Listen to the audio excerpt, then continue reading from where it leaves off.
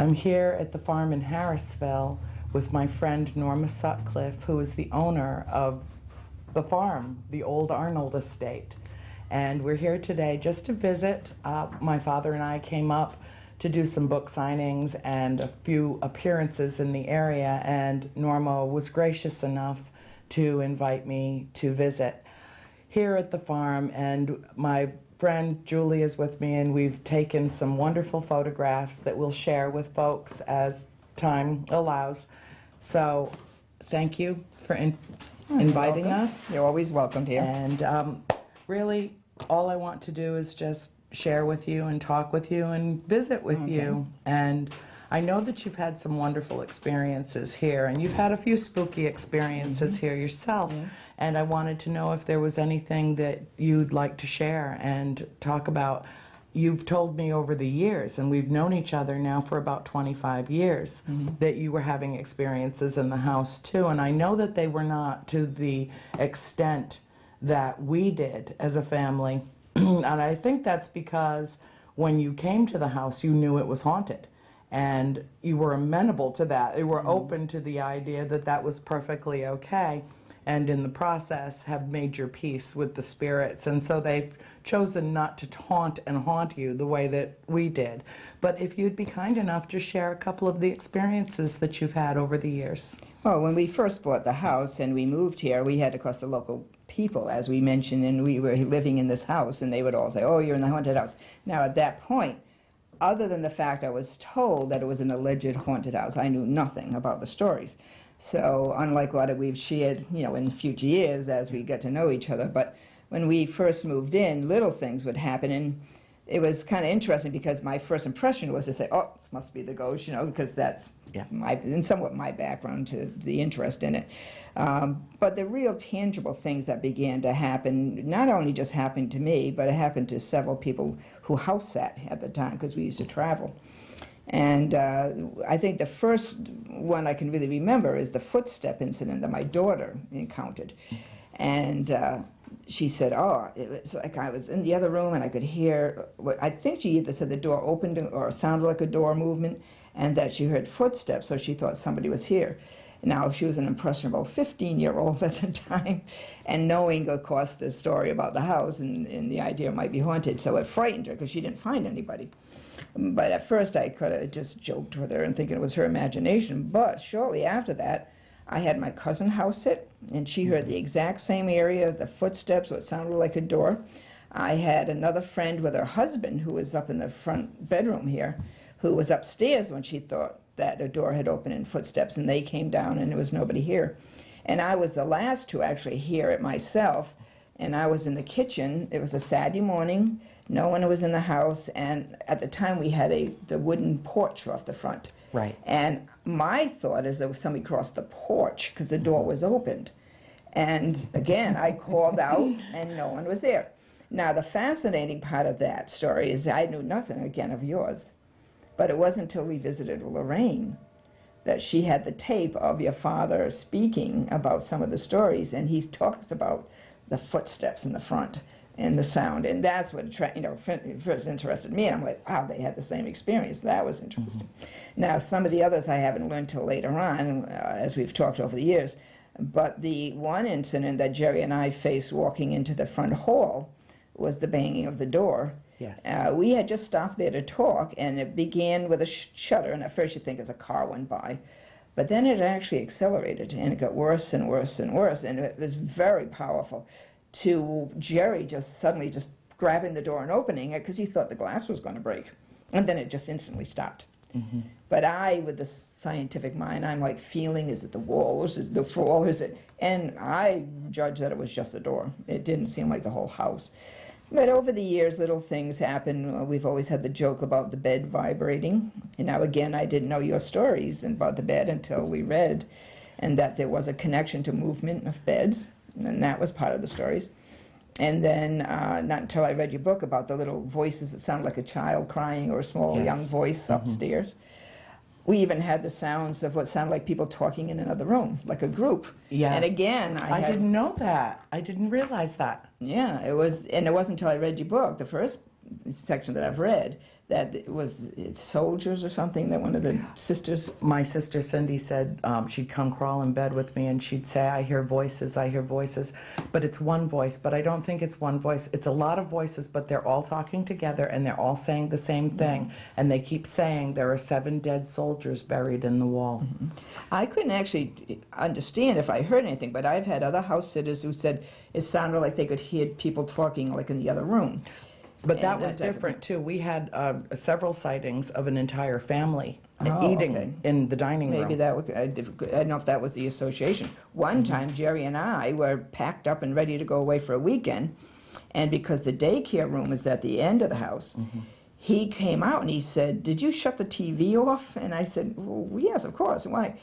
Oh, it just sounded like I could hear voices coming from the end of the house.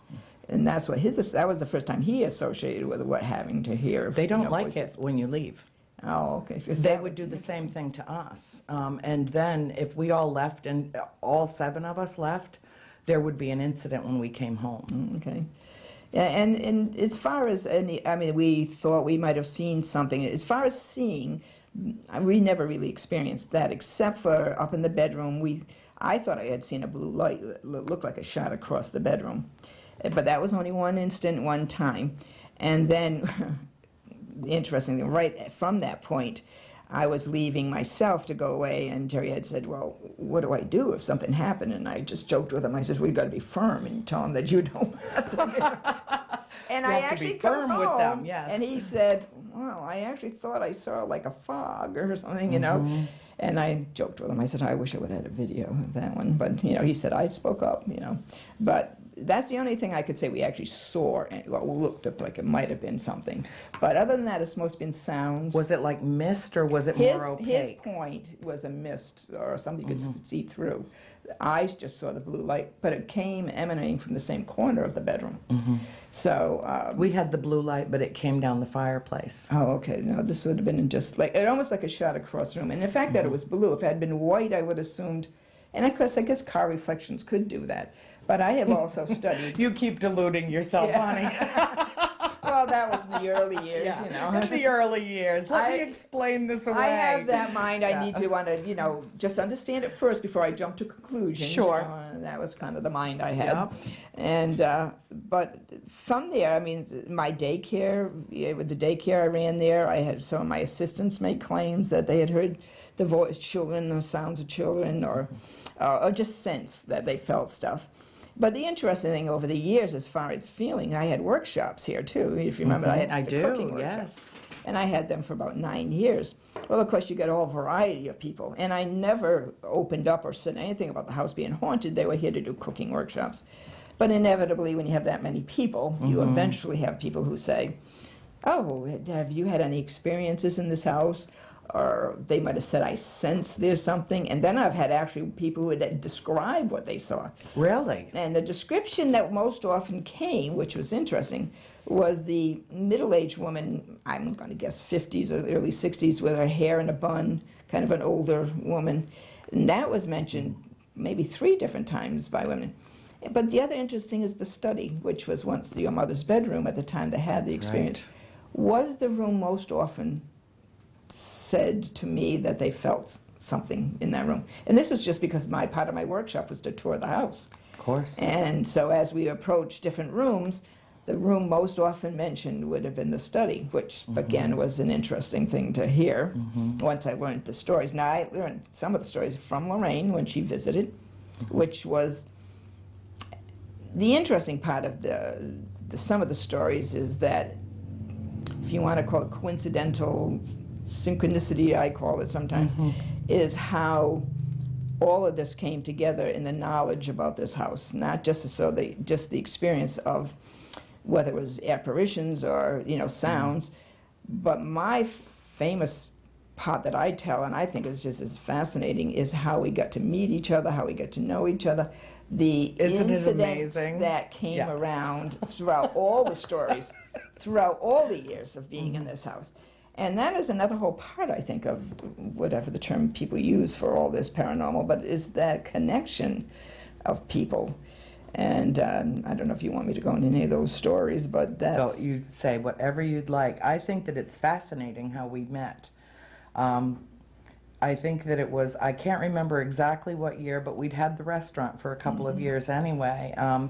And of course, you knew the Shorten family when you were growing up, and my business partner was Gail Shorten. And I remember the day that you walked into the restaurant. I came to visit you, though, after Mary Ann had been there.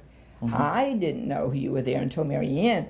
My girlfriend was this who initiated the whole thing. Oh, I didn't realize that. Yes, because what happened was Mary Ann, been a Lincolnite all her years too, and so knew Gail, and just mentioned to me that she had opened a restaurant, just basically talking about her, and that she was going to go see what it was all about.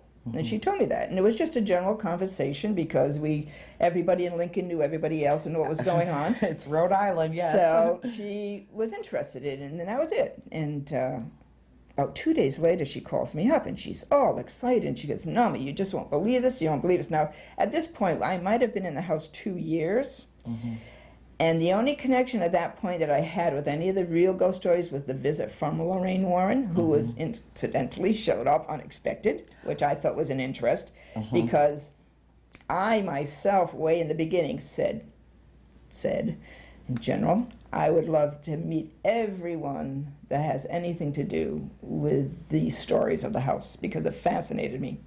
Because when I had asked the realtor who had divulged this information, could I speak to the original family? She said, "Oh, no, they've moved to Georgia.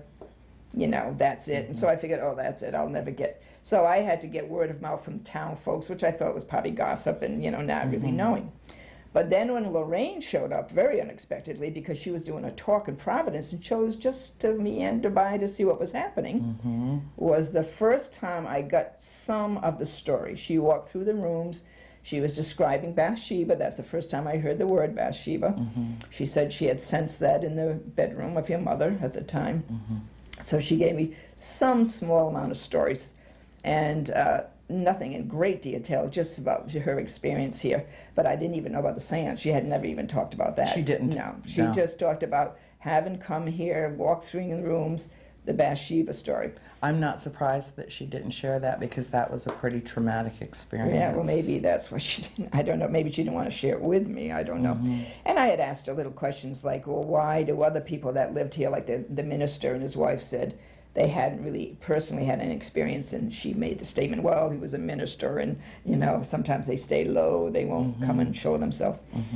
So, but that was the first time I had experience. So meanwhile, after the phone call from Mary Ann, and she calls me back, she knew about the story. She knew I had told them that the family had moved. She said she went in and said hello to Gail. Gail knew who she was. And again, it's the synchronicity of people continuously talking. The conversation could have ended. So they were primarily talking about my brother, because it was my brother who was friends with Danny, in Gail's age. And then Mary Ann, as she's explained to me, Gail then said, "Oh, by the way, what happened to his sister? Where did she go?" And Mary Ann says, "Oh, we're good friends." And this is where the conversation could have ended. She could have said she moved to Burrville, and it could have ended. Right. But she continuously said she's in a historical house that they think is haunted. And apparently you were the partner that she had been introduced to. Yes. And you then spoke up and said, "Is it on Round Top Road?" And Mary Ann said yes. So I almost fell over. that's the concept that could happen, where you would be back in Lincoln in a spot that my girlfriend, who knew all the stories, would have actually come across and actually have had this experience. I don't believe in accidents or coincidences. I don't. I think that we were supposed to come together, but the way that it happened was so interesting.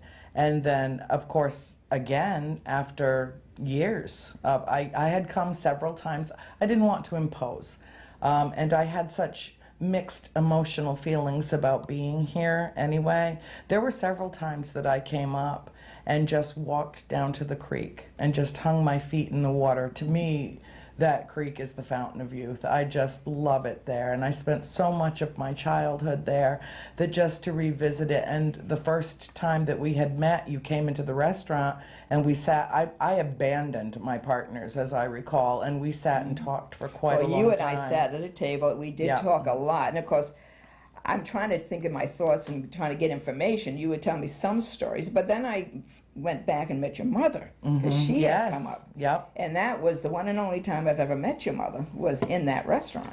Well, I can guarantee you'll never meet her again here, because she she won't will come. never come to this house again. Yeah, well, I understand that. But I'm glad I at least had the opportunity. You can talk to her on the phone all you want. Yeah, you did last night. Yes.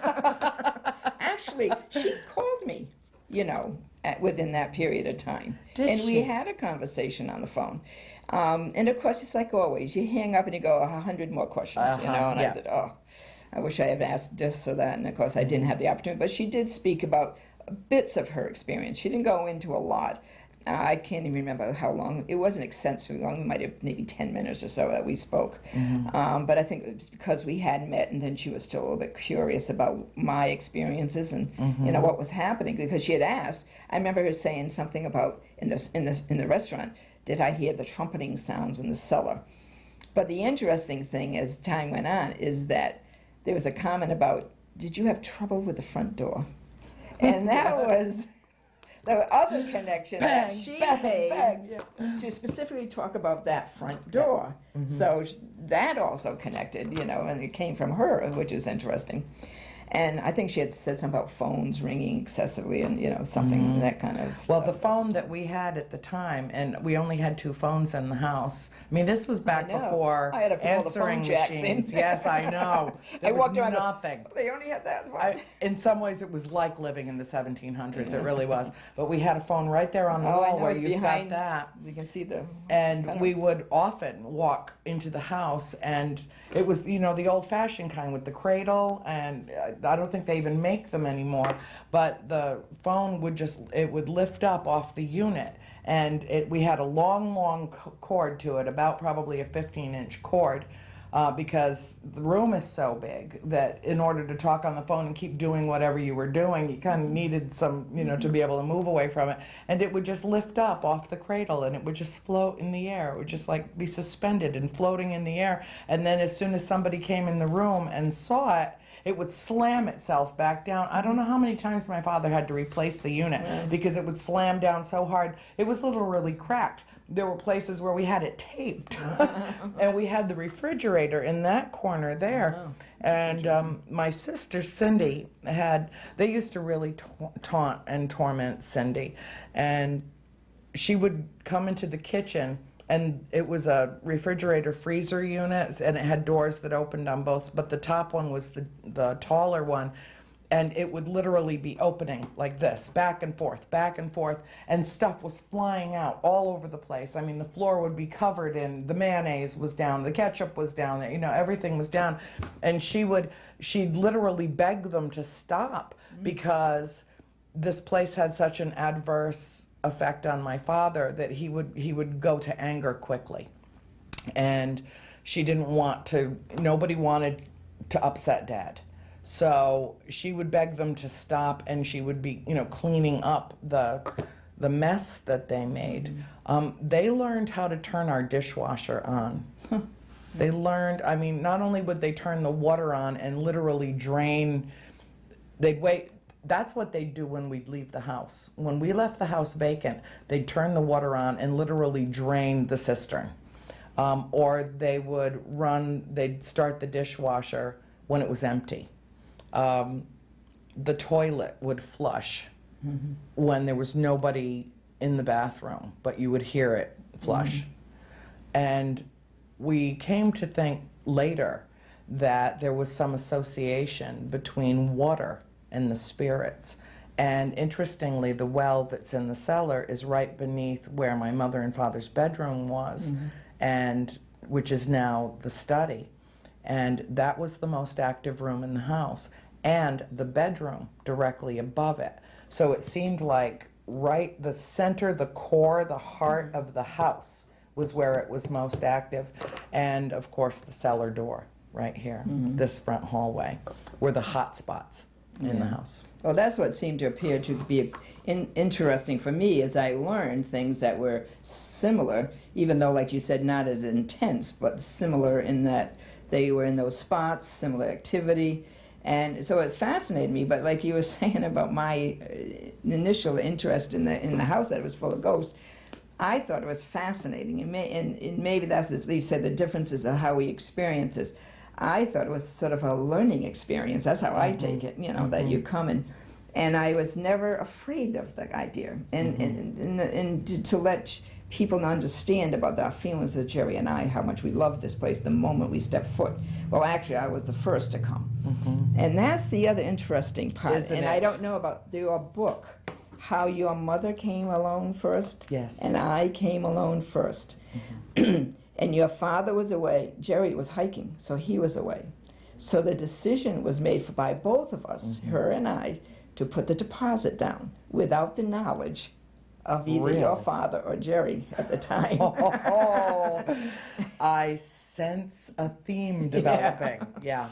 And it was the same an idea. Unfortunately, I'm sorry, your mother got to the point where it became so oppressive for her in future years. But what I, at the time, because of, like I say, I was knowledgeable of the ghost stories, it didn't frighten me, and I just found it fascinating. It was, to me, another step into another realm that I had not knew about, studied a lot about, but never truly said I could experience. I've had the psychic background, I've had a lot of that, clairvoyance, ESP, all that kind of experience, but this would have been a new experience, so I came in with that. And of course, the interest in knowing that is that I also put a deposit on the house I was wanting. Jerry didn't know that either. Surprise, honey. Yeah. But the reason it did not faze me in the least, that would even be an issue with it, is the style of this property, what this property was. It would have been, and I knew it would have been right out of his dream. You know, he wanted a historical property with the land, preferably with water, and we had looked at properties, and either it didn't have enough land or it didn't have water, or so when I saw this and it had the stream, plus the fact, bringing a horse to the property, it had the barn, and it had land enough for the horses to, you know, graze on, and so all of that I knew was in his dream, and I said, this is here. I said, I knew there was, so the moment he even stepped foot on this property, I knew it was sold. And a little cute thing, it was an outhouse. You don't know how big Jerry was into outhouses all his life. It was an He had in-house challenges, outhouse, and though. that was even more elegant. I thought that more was even elegant indeed. Yes, it was. That showed an upscale version of a house at those days. But that was just to him, and because it was almost like the highlight of my tour with him.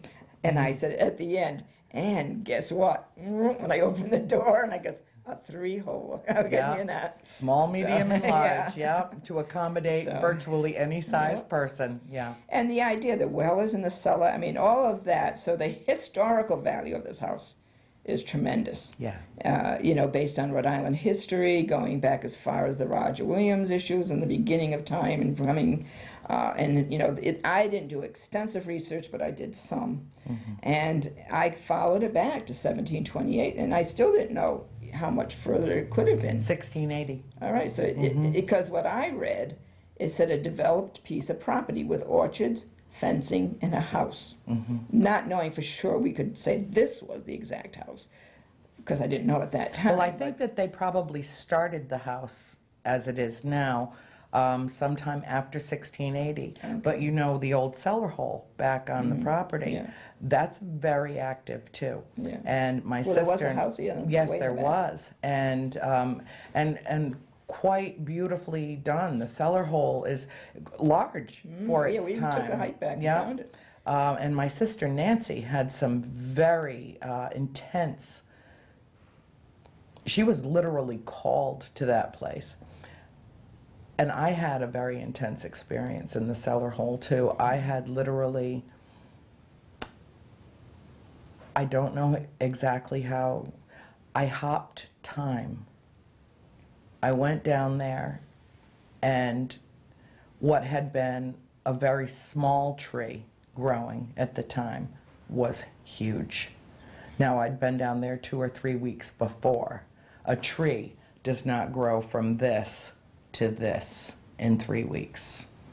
So I know that we described this place as a portal, but it's this house. But it's not just the house, it's the property. And originally, this was thousands of acres. When this was deeded as one of the original Providence plantations, it was many thousands of acres. And if you want to go to the old Arnold Cemetery, the original Arnold Cemetery, it's off a Brook Road, which is a bit of a hike. And there was a blacksmith shop here that's also very active, and 2 men crawled up and froze to death under the blacksmith shop. In fact, I write about that in volume 1. One thing that I wanted to ask you about, though, that I don't think I've ever asked you, what was your emotional reaction to reading volume 1 of House of Darkness, House of Light? Well, it's interesting. It's besides the fact how it connected to experiences I did not know had happened to you. So we were connecting, which I thought was fascinating. But I think Jerry probably said it more poetically, and I probably would be able to repeat his words, but he's just said, he attached himself to the emotions your family had in this home. And because he is so emotionally connected to this house, it was interesting hearing about the ghost stories, but I think it was your family's reactions and your emotions and the ups and downs you went through, because I think he connects being his background in philosophy as well as psychology, but I think he understood that what it was to have reactions to a property that he so loves, but to see how much you could have loved it but still had frustrations with it and back and forth, because he himself, as much as he loves it, you have moments of frustration. You know, you either fear you might lose the house, or, you know, property's giving you trouble because you got to put more expenses out, because we put a lot of money into this house. And we bought in 1987 where the properties were the highest and interest rates were 10.5%. Yeah. So, and I think his fear of losing the house, the fear and all that, he struggled with. We had the issue where they didn't survey this property correct. And it was found out that this tree right there was the property line. Literally, somebody could have built a house. So we went through that until finally got into the hands of the management area. But for there was a few years there, we didn't know, you know, what was going to happen. You know, if somebody could just take over that land and be right next door. And so it was a lot of ups and downs, and he felt it emotionally more than me. I'm more the stable person. Look, when they're knocking at the door to throw us out, then I worry, you know. But he has the worry of the, you know, even earlier, you know, the fears. So he struggled with those emotions, and I think that's what he sensed with you, even though the issues might have been somewhat different. But he brought that in. He said it so beautifully on how he viewed it. But that whole feeling, I think even in the beginning when he talked about how your father and your mother first presented themselves to this property, how you walked down, and how the feeling of just walking the property and that sense of being here.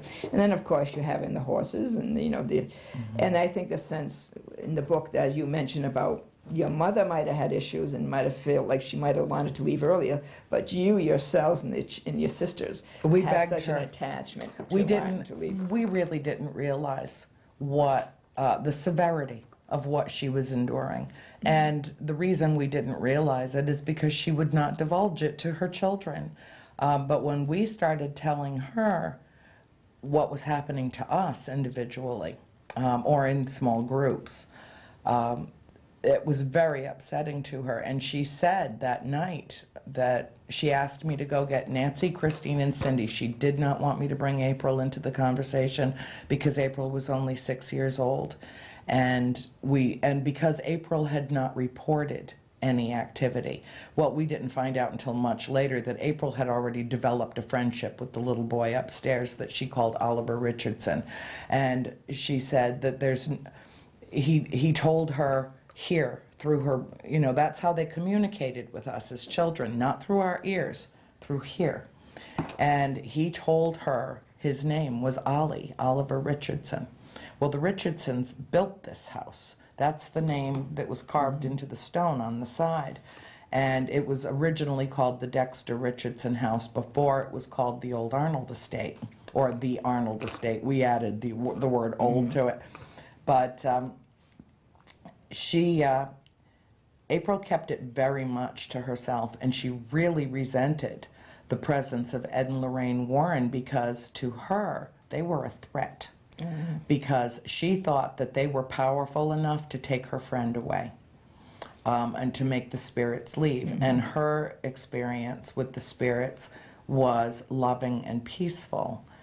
But she did know there were strange things happening in the house. And one time Sam Olafson came. My mother had had the experience, the chapter Kiss of Death that I wrote about. She got on the phone with him the next morning. She said, Sam, I've made a terrible mistake. I need you to come up here.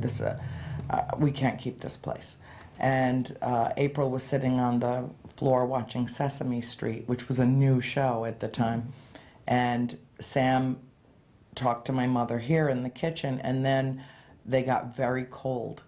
And my mother got nervous because she thought, oh, all right, this isn't normal cold. We're going to go into the parlor, into the fireplace. And when they walked in there, April looked up at Sam and she said, as the door opened to the pantry, opened by itself, she said, something bad happened in there, Mommy. And Sam said his blood turned cold as ice because he knew, and my mother knew, that April was also picking up on things. But the night that we first divulged everything to my mother, we kept her out of the conversation, all perceiving that she was too young to either understand or to share. Which was really unfair to her, but it all came out later. And at that time, my mother said, that's it, that's it. I remember she slammed her hand down on the table. We had a beautiful oak round table that came through inheritance to my father, and she slammed her hand down on the table. She said, we're selling this place. And we all started crying and begging her not to do it. Please don't do it. We love it here. We love it here. And it didn't make any sense to my mother. How can you girls be going through all of this, hearing voices, having your beds moved, you know, having one encounter after another, and want to stay?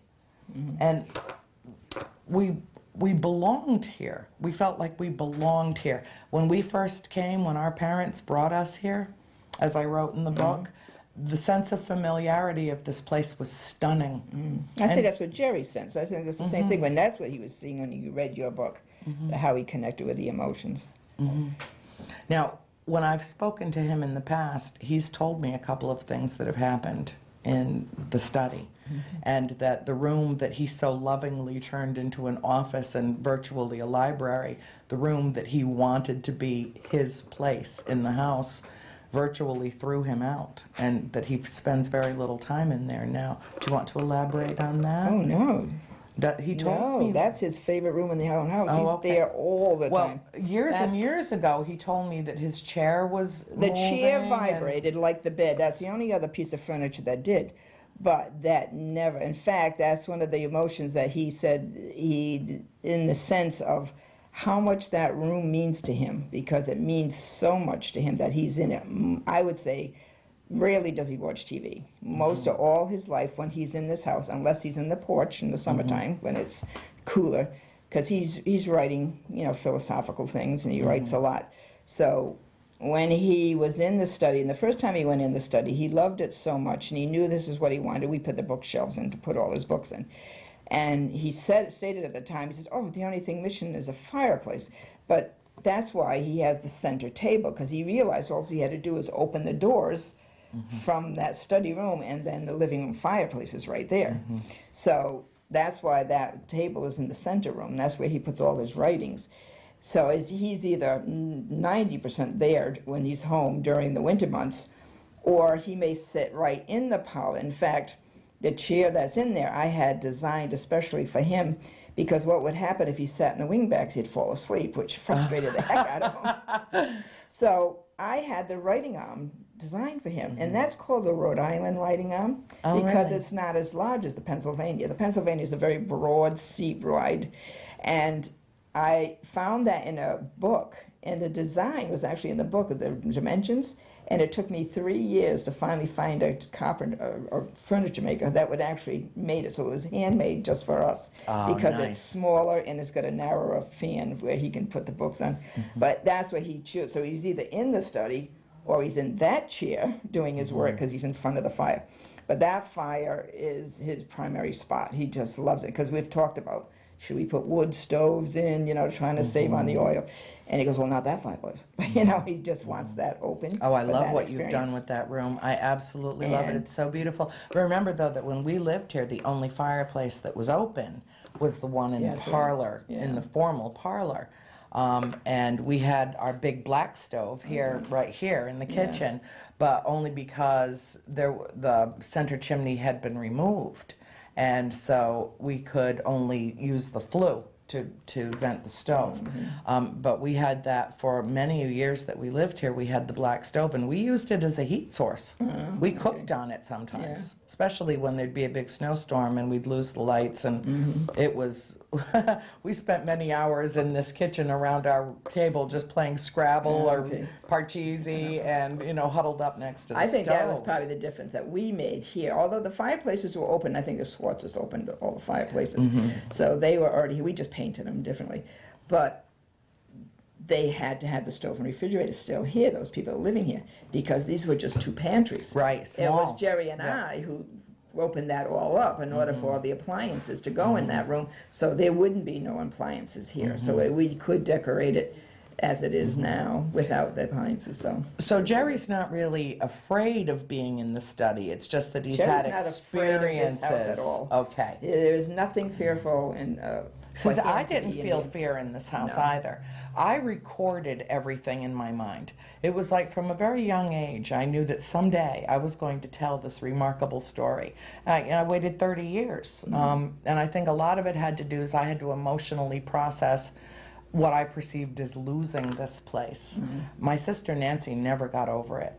Nancy loves this house and is so drawn to this house that she can't really talk about it without crying. Christine will never step foot back in it again. My mother will never come back. My father has very mixed emotions about being here, but he is very comfortable here because he always felt loved by the spirit So that what made tormented my Christine mother. different to I know I understand your mother's issues, but for Christine, what was specifically hers that had the issue that made her most frightened? Or most Things disliked it? happened in this house to Christine that were so traumatizing to her that, well, let me put it to you this way. I live with Christine, and I wrote the manuscript, the bulk of it, in her home in Georgia. It took me 3 years to get her to tell me what happened to her So in this you house. might not have known some of the things early on? I knew some of them because they would happen and Cindy would see. We knew what happened to Christine when we were in groups, but she could not bring herself to divulge what happened to her personally in the house. And then one night, I finally said to her, well, Cindy came over. Cindy only lives a couple of miles away from us, and Cindy came over one night, and I was frustrated. I had worked so long and so hard on House of Darkness, House of Light. It was 1,500 pages long when I was done. And I had everybody's stories compiled, all the details, everything that they could remember. And yet there was this vacancy. There was this huge hole because Christine had not told me.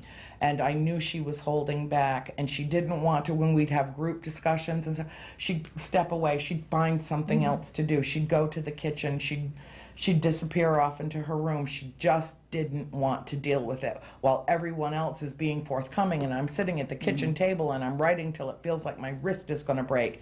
And then suddenly Christine was missing from the group.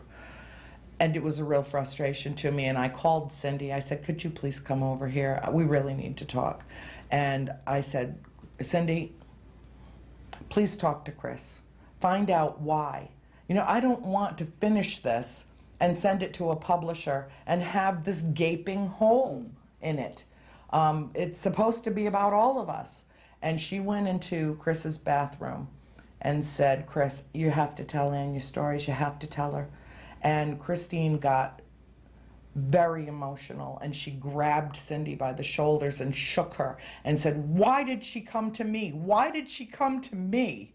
And the tears started pouring down her face. I felt so bad because I felt like I had prompted this. And I had asked everybody in the family to write an essay to include in the third volume. And I'd gotten everyone's except Christine's. I didn't know. I felt I was hurt because I wanted her to participate. And I know it was difficult, but it was difficult for all of us. And I wanted her to participate, and I wanted her to be represented in this manuscript, and I just couldn't get it out of her. And she and Cindy had almost an argument. And I said, that's it, that's enough. That's it. We're dropping the subject. I'm going to just complete the book as it is. That's it. Well, it wasn't the next night, but a couple of nights later, as I was working on, the final chapter, that Christine came out into the living room, parked herself next to me on the couch, and said, "Are you ready?" I put myself in front of that computer so fast you can't even imagine. And I just sat there for about an hour and a half, and I typed every word she spoke as fast as my fingers would fly. It all came at once. It all came at once. And then she said, "That's it. It's over. We're done." And when the first volume was published, I gave everyone in the family a hardcover edition, inscribed it, and gave each member of the family this thing that I had devoted my life to for years. And about maybe a month later, she came and she handed the book to me, and she said, "I can't." She made it to about page 60, and tears streaked down her face, and she handed the book to me and said, "I can't." And I knew. And I said, "Just keep the book. Keep the book. It's yours. It's a gift to you. You don't have to read it." Well, as far as I know, the only one in my whole family that's read volume 1 from cover to cover is my mother. And my mother, who can devour a book in about 48 hours, took 2 months to read it, because she'd read some and she'd have to put it aside, and then she'd read some more and then she'd have to put it aside. It was truly like reliving it. And because they were all so forthcoming, even Chris in the final analysis told me everything. Well, not everything. There are things that happened to us in this house that no one will ever know about, ever. They stay in the family. The world knows enough now to know what a significant haunting this was. But there is an attachment. There is something about our friendship. There is something about me coming into your life the way that we did that is very special. And I feel a kinship with you and Jerry that is really almost beyond friendship. It's almost a 4-dimensional thing. It's like we all share this place. And you've been so kind and so good to me, and have been so supportive of the book and the whole project around it, that I just know that we'll know each other forever and ever. Well, I see it. And, I see it as people, because of the interest in history, and this fact, this is historical beyond for Rhode Island or even the country. But your life is, people say, well, why do you want a part of your life? Why do you want to talk about it? Because it's just as much a part of this history of this house as any other historical event that could have been around this house. And I say I embrace it like I would embrace even to the cute little things that Jerry wanted to pull the radiators out. And I'm going, no, that's a transition that came in this house. That's part of periods of transition. The houses make changes, experiences happen, people go on, life goes on. But I embrace your story because it is a major part of this history of this house. So that's why I feel very attached to having, the fact that you can be here and feel free at any time to visit and be part of it. Thank you. I really appreciate it. Thank you.